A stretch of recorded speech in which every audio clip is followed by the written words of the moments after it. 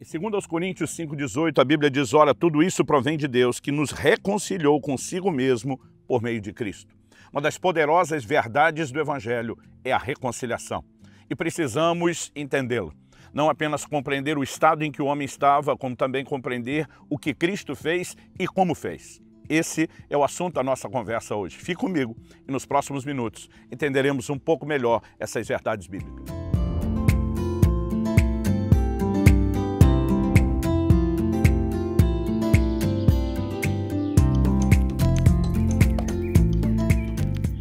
Estou hoje em Rio das Ostras, no Rio de Janeiro, próximo à Praça da Baleia, passando para trazer mais uma palavra ao seu coração.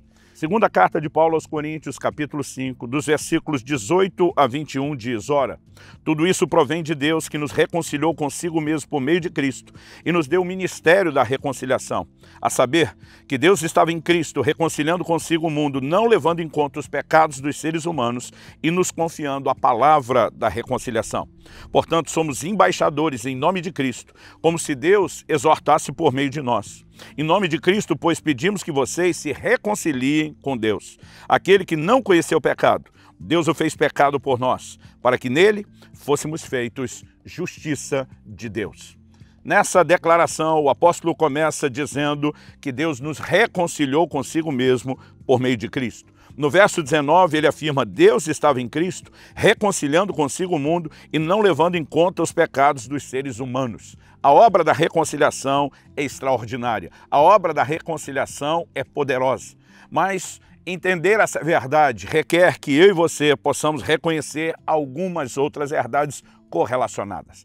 E eu gostaria de apresentar essa visão da reconciliação levando em conta três questões. Em primeiro delas, a condição da humanidade. Em segundo, a obra que Cristo fez na cruz. E em terceiro lugar, o efeito que isso deveria desencadear nas nossas vidas. Bom, a condição da humanidade. Se havia necessidade de reconciliação, presume-se que houve separação, houve distanciamento, houve inimizade. E a palavra de Deus é clara a respeito disso. Em Romanos, no capítulo 5, nos versículos 10 e 11, a Escritura diz, porque se nós, quando inimigos, fomos reconciliados com Deus mediante a morte de seu Filho, muito mais estando já reconciliados, seremos salvos pela sua vida. E não apenas isso, mas também nos gloriamos em Deus por meio do nosso Senhor Jesus Cristo, mediante o qual recebemos agora a reconciliação. Então esse texto diz que quando inimigos, fomos reconciliados. Só havia necessidade de reconciliação porque o estado anterior era de inimizade. O texto também mostra que recebemos agora, por meio de Cristo, a reconciliação. Efésios capítulo 2, verso 16, falando da obra de Cristo, também diz, e reconciliar-se ambos em um só corpo com Deus por meio da cruz, destruindo a inimizade por meio dela.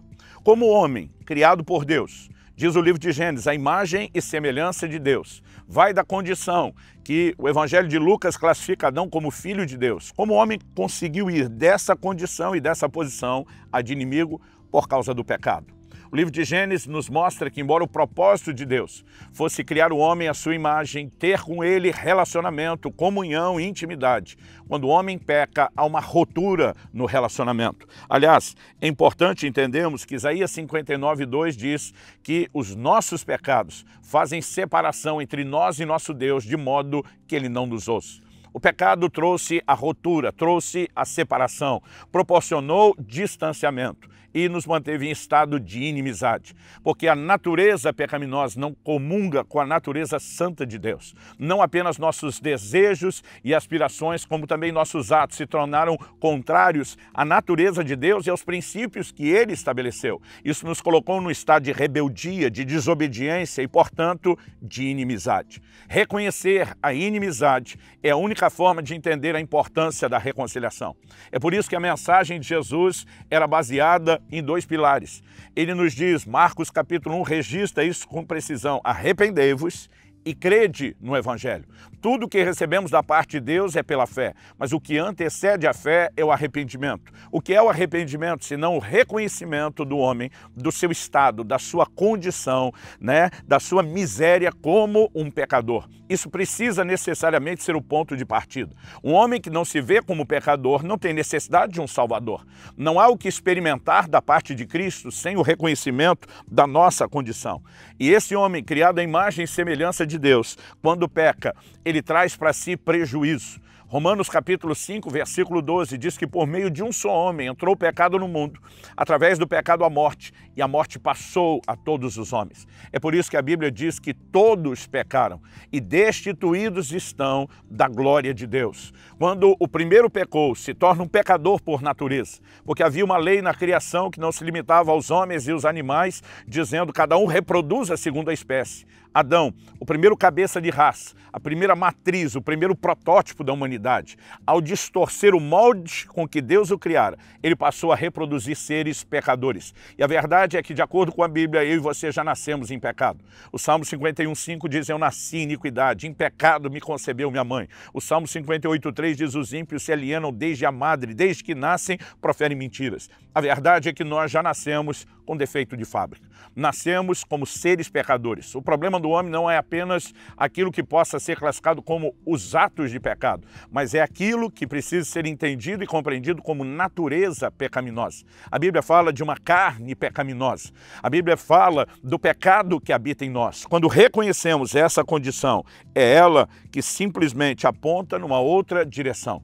Efésios capítulo 2, verso 1 diz, ele vos deu vida quando vocês estavam mortos em suas transgressões e pecados. Mas esse quadro foi revertido por meio da obra de Cristo na cruz.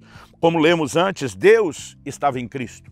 Algo que precisamos entender, João capítulo 1, versículo 14, diz que o verbo se fez carne e habitou entre nós. Esse é um dos grandes mistérios da Bíblia e da teologia, como Deus se torna homem. E mesmo sendo 100% Deus em essência e identidade, não deixou de viver 100% como homem. Ele é o Deus homem, ele é o homem Deus. Ele não era um híbrido com metade das partes, ele conseguiu ser 100% Deus, 100% homem. E assim, ele se torna um único mediador. Em 1 Timóteo 2,5 a Bíblia diz, há um só mediador entre Deus e os homens, Jesus Cristo, homem. Ele é o único mediador. É por isso que a igreja evangélica protestante bate muito nessa tecla. Não há outros mediadores, não há santos mediadores. Somente Jesus é o único mediador. Ele é aquele que fez a ponte, a conexão, a religação. E algo que eu e você precisamos também compreender é que em Atos 4, versos 11 e 12, o apóstolo Pedro pregando diz que não há salvação em nenhum outro nome debaixo dos céus, a não ser no nome de Jesus. Ele é o único que proporcionou a reconciliação. É apenas por meio dele, é apenas por meio da sua obra na cruz e do seu nome que nós podemos ser salvos. Mas precisamos entender o que aconteceu. A essência da obra da cruz é uma substituição. Nós vemos no texto inicial de 2 aos Coríntios, no capítulo 5 e no verso 21, que aquele que não conheceu o pecado, Deus o fez pecado por nós. Essa frase por nós fala de substituição. Isaías 53, que é uma profecia a respeito do Cristo. Isso fica claro no livro de Atos, quando nós vemos Filipe pregando para aquele eunuco que voltava de Jerusalém. Em Isaías 53, 5 lemos, mas ele foi traspassado por causa das nossas transgressões, esmagado por causa das nossas iniquidades. O castigo que nos traz a paz estava sobre ele, e pelas suas feridas fomos sarados. Traspassado por causa das nossas transgressões, esmagado por causa das nossas iniquidades. O castigo que nos traz a paz estava sobre ele. Em outras palavras, ele pagou a conta que eu e você deveríamos pagar. Ele nos substituiu. É por isso que chamamos o seu sacrifício de vicário. Em Colossenses, no capítulo 1, dos versos 19 a 23, a Bíblia diz assim, porque aprove a Deus que nele, essa expressão dele aqui é Jesus, residisse toda a plenitude, e que havendo feito a paz, lembre que a inimizade requeria paz. Havendo feito a paz pelo sangue da sua cruz, por meio dele reconciliasse consigo mesmo todas as coisas, quer sobre a terra, quer nos céus. E a vós outros também, que outrora erais estranhos e inimigos no entendimento pelas vossas obras malignas, agora, porém, vos reconciliou no corpo da sua carne, mediante a sua morte, para apresentar-vos perante ele santos, inculpáveis, irrepreensíveis, se é que permaneceis na fé, alicerçados e firmes, não vos deixando afastar da esperança do evangelho que ouvistes, o que foi pregado a toda criatura debaixo do céu, do qual eu, Paulo, me tornei ministro. As frases, nos reconciliasse consigo mesmo todas as coisas. Nós que éramos estranhos e inimigos, ele nos reconciliou no corpo da sua carne. Deixa claro como ele veio fazer a paz, a oferecer perdão, não só perdão, justificação. Ele nos tira do estado de condenação e nos reconecta com Deus. A partir desse momento, eu e você precisamos entender que não apenas devemos desfrutar a salvação, que não apenas devemos permanecer na fé, mas agora recebemos também uma responsabilidade, que é nos tornarmos seus embaixadores. Em 2 Coríntios 1,4, Paulo diz que com a consolação que nós somos consolados, nós consolamos os outros. No final do verso 18, a Bíblia diz que ele nos deu o ministério da reconciliação. No final do 19, a Bíblia diz que ele nos confiou a palavra da reconciliação.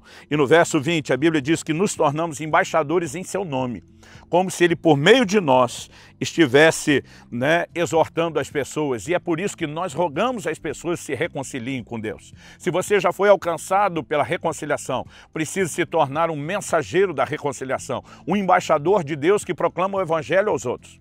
Se você ainda não foi, me permita ser esse mensageiro da reconciliação a você e a exortá-lo a se arrepender dos seus pecados, a invocar o nome de Jesus, a crer no que ele fez na obra realizada na cruz em seu favor.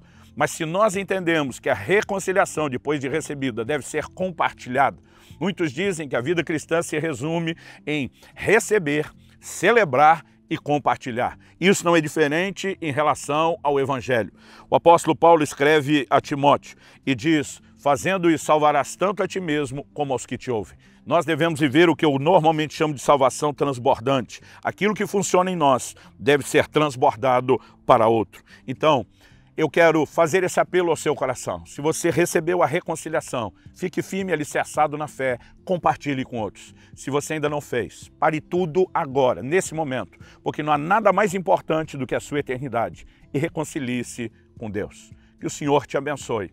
Se Deus te fizer lembrar de alguém que precisa ouvir essa mensagem, compartilhe com ele.